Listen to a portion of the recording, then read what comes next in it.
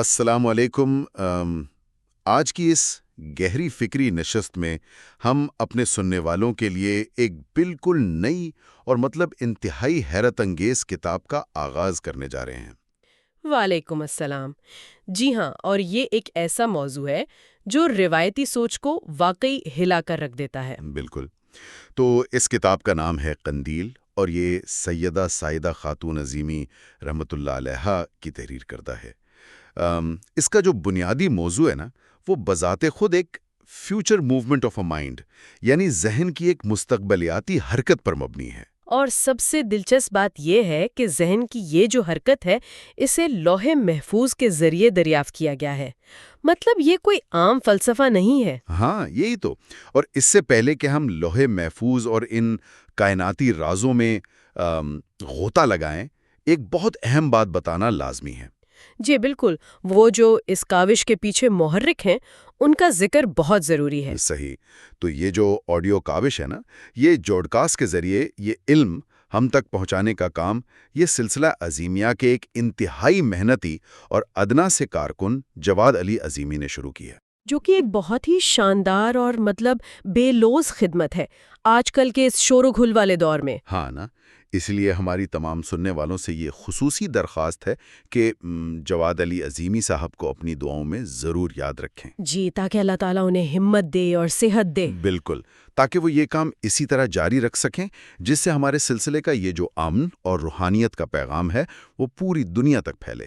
آمین آمین۔ ایک مضبوط ارادے کے بغیر تو ایسے کام ہو ہی نہیں سکتے۔ صحیح کہا آپ نے۔ تو خیر، اب ہم اس کتاب قندیل کے باقاعدہ تعارف کی طرف آتے ہیں۔ جی، اور اس کا جو تعارف ہے نا، وہ میاں مشتاق احمد عظیمی رحمۃ اللہ علیہ نے دیا ہے، جو سننے والوں کو بتانا بہت اہم ہے۔ تو عام طور پر کتابوں کے تعارف تو محض ایک سرسری سا جائزہ ہوتے ہیں نا، مصنف کی تعریف کر دی بس۔ ہاں، لیکن یہاں معاملہ تھوڑا مختلف ہے۔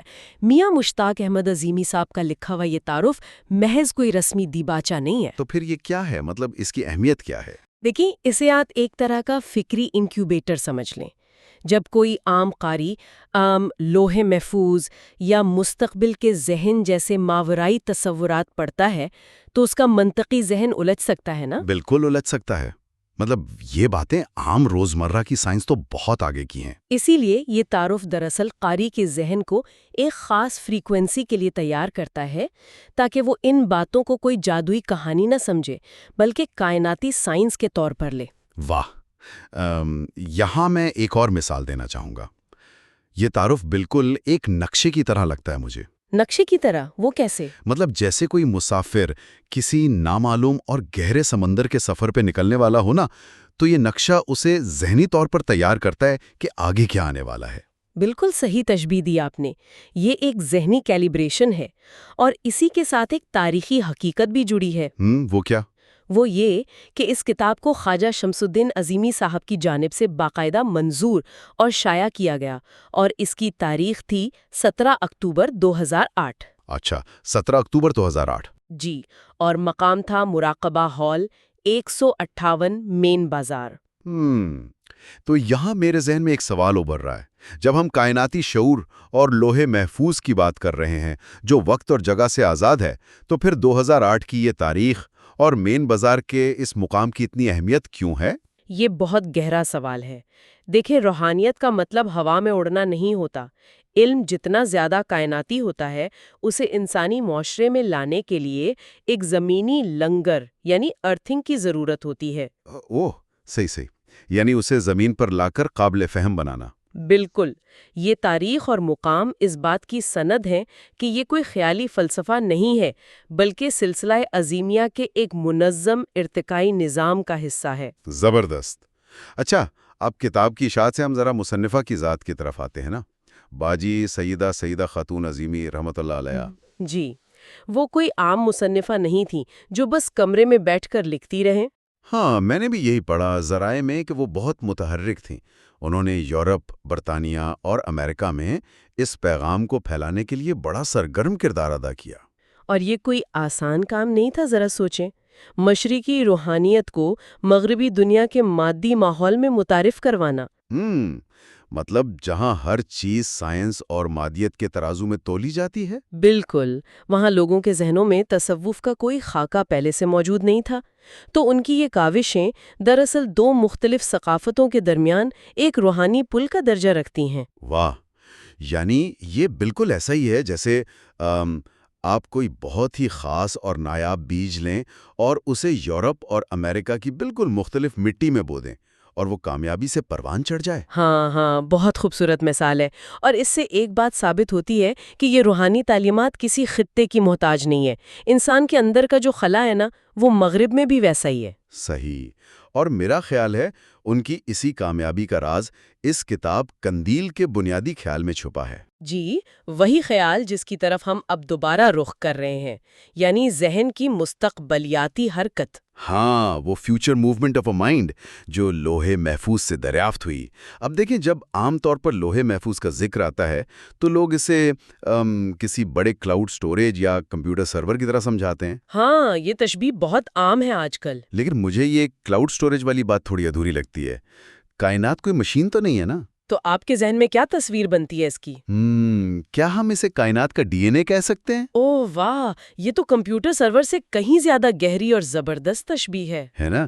مطلب جیسے انسانی جسم کے ایک چھوٹے سے خلیے میں پورا ڈی این اے ہوتا ہے۔ بالکل، اور اس ڈی این اے میں یہ ساری معلومات پہلے سے موجود ہوتی ہیں کہ انسان کی آنکھیں کیسی ہوں گی، بیماریاں کون سی ہو سکتی ہیں۔ ہاں، یعنی ماضی اور مستقبل دونوں اس ایک چھوٹے سے خلیے میں سمٹے ہوتے ہیں، جہاں آغاز سے انجام تک ہر حرکت کا بلو پرنٹ ایک ہی وقت میں موجود ہے۔ وہاں وقت لکھیری انداز میں نہیں چل رہا ہوتا۔ مطلب پاسٹ، پریزنٹ اور فیوچر سب ایک ساتھ موجود ہیں۔ بالکل ایک ساتھ، اور اسی لیے جب مصنفہ مستقبلیاتی حرکت کی بات کرتی ہیں تو وہ ذہن کے ایک خاص میکینزم کو سمجھا رہی ہیں۔ اچھا، اس میکینزم کو میں ایک اور مثال سے سمجھنا چاہوں گا۔ آپ بتائیے گا کہ میں صحیح سوچ رہا ہوں یا نہیں۔ جی جی، بتائیں۔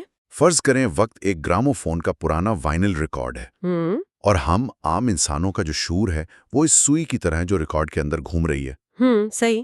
اب جو حصہ پیچھے رہ گیا وہ ماضی ہے، سوئی جہاں ہے وہ حال ہے، اور جو آگے آئے گا وہ مستقبل ہے۔ سوئی کو نہیں پتا اگلا سر کیا ہوگا، بالکل، وہ قید ہے۔ تو کیا جب کوئی روحانی تربیت سے اپنے ذہن کی فریکوینسی بدلتا ہے تو کیا وہ اس سوئی کو اٹھا کر اس ریکارڈ کی حدود سے باہر آ جاتا ہے؟ آپ نے تو اس پیچیدہ تصور کو اتنی آسانی سے ایک تصویر میں بدل دیا۔ بالکل یہی ہوتا ہے۔ مطلب وہ باہر سے سب دیکھ سکتا ہے؟ ہاں، جب ذہن اس 3D دنیا کی فریکوینسی سے آزاد ہوتا ہے تو وہ اس ریکارڈ کو اوپر سے ایک مکمل دائرے کے طور پر دیکھتا ہے۔ اسے کائنات کا ماضی اور مستقبل ایک ہی نظر میں دکھائی دیتا ہے۔ واہ، یہ سن کر تو رونگٹے کھڑے ہو جاتے ہیں۔ اور وہ سوئی کو اٹھا کر مستقبل کے کسی بھی امکان کو محسوس کر سکتا ہے۔ یہ تو بہت حیران کن ہے۔ لیکن اب میں یہاں ایک عام انسان کا نقطہ نظر لانا چاہتا ہوں۔ جی ضرور لائیں۔ مطلب ایک بندہ ہے جو صبح ٹریفک میں پھنسا ہوا ہے، باس اس سے ناراض ہے، بلز دینے ہیں، مہنگائی ہے، اس کے ذہن پر تو ویسی اتنی بمباری ہو رہی ہے۔ یہ تو آج کل ہر دوسرے انسان کی کہانی ہے۔ تو پھر وہ اس لوہے محفوظ، ڈی این اے اور ونائل ریکارڈ والی اتنی بڑی فلسفیانہ بات کا کیا کرے؟ مطلب کیا یہ فیوچر موومنٹ آف مائنڈ اس کی ٹریفک جام والی ٹینشن ختم کر دے گی؟ دیکھیں، یہ بہت عملی سوال ہے، اور باجی سعیدہ خاتون کی کامیابی کی وجہ بھی یہی تھی کہ انہوں نے اس کا عملی حل دیا۔ وہ کیسے؟ انسان کی ساری پریشانیوں کی جڑ کیا ہے؟ بے یقینی نا، کہ کل کیا ہوگا۔ ہاں بالکل، خوف ہوتا ہے مستقبل کا، اور یہ خوف اسے مفلوج کر دیتا ہے۔ ٹریفک جیم یا بلز اس لیے بڑے لگتے ہیں کیونکہ اس کا پورا شعور بس اسی ایک لمحے میں قید ہو گیا ہے۔ صحیح۔ لیکن جب انسان کو یہ شعور ملتا ہے کہ ایک لوہے محفوظ ہے، ایک کائناتی نظام کام کر رہا ہے اور میرا ذہن اس سے جڑ سکتا ہے، تو اس کے اندر ایک عجیب سا سکون پیدا ہوتا ہے۔ یعنی اس کا نقطہ نظر وسیع ہو جاتا ہے۔ بالکل، وہ جان لیتا ہے کہ یہ وقتی مسائل اس بڑے کائناتی منصوبے کا بہت چھوٹا سا حصہ ہے، تو وہ حال میں رہ کر زیادہ پرسکون اور بہتر فیصلے کر پاتا ہے۔ اچھا، اب سمجھ آیا۔ مطلب یہ علم انسان کو اس کی اپنی پیدا کردہ بے چینی سے نجات دلاتا ہے۔ جی ہاں، اور مغرب میں بھی یہی ہوا۔ لوگ ڈپریشن کی دوائیاں کھا کھا کر تھک گئے تھے، انہیں اسی روحانی لنگر کی ضرورت تھی۔ واہ، کیا کمال کی بات ہے۔ اور یہی وہ تحفہ ہے جو قندیل کے صفحات میں موجود ہے۔ بالکل، یہ صرف پڑھنے کے لیے نہیں ہے، شعور کو بیدار کرنے کا پریکٹیکل طریقہ ہے۔ تو چلیں اس زبردست گفتگو کو سمیٹتے ہیں۔ آج ہم نے قندیل کے آغاز پر بات کی، میاں مشتاق احمد صاحب کے اس تعارف کو دیکھا جو ایک کیلیبریشن ٹول کا کام کرتا ہے۔ جی، اور اشاعت کی تاریخ اور مقام کی اہمیت بھی سمجھی۔ ہاں، اور پھر باجی سعیدہ خاتون کی مغرب میں کاوشوں کو سراہا، اور آخر میں لوح محفوظ اور مستقبلیاتی ذہن کو ڈی این اے اور ریکارڈ کی مثال سے سمجھا۔ بالکل، ایک بہت ہی جامع سفر رہا آج کا۔ جی، اور اس موقع پر ایک بار پھر ہم جواد علی عظیمی صاحب کو دعاؤں میں یاد رکھنے کی گزارش کریں گے، جنہوں نے یہ آڈیو کاوش شروع کی۔ اللہ انہیں جزائے خیر دے۔ آمین۔ ان کی محنت سے ہی یہ علم ہم تک پہنچ رہا ہے۔ آمین۔ اور اب اختتام پر ہم ہمیشہ کی طرح ایک سوال چھوڑ کر جانا چاہیں گے تاکہ سننے والے اس پر غور کریں۔ جی، اور وہ سوال یہ ہے کہ اگر انسانی ذہن کی یہ مستقبلیاتی حرکت اور تمام رہنمائی پہلے سے ہی لوح محفوظ کے اس کائناتی ڈی این اے میں موجود ہے اور ہمارے لیے قابل رسائی بھی ہے، تو پھر ذرا سوچئے گا، کہیں ایسا تو نہیں کہ ہماری روزمرہ کی یہ جو بے تحاشا الجھنیں اور مایوسیاں ہیں وہ محض اس لیے ہیں کہ ہم نے اپنے ذہن کو اس اعلیٰ کائناتی فریکوینسی کے ساتھ ٹیون کرنا چھوڑ دیا ہے؟ واہ، بہت گہری بات ہے۔ کیا ہم نے خود کو صرف اس 3D دنیا تک محدود کر لیا ہے؟ اس پر واقعی غور کیجیے گا۔ بہت شکریہ۔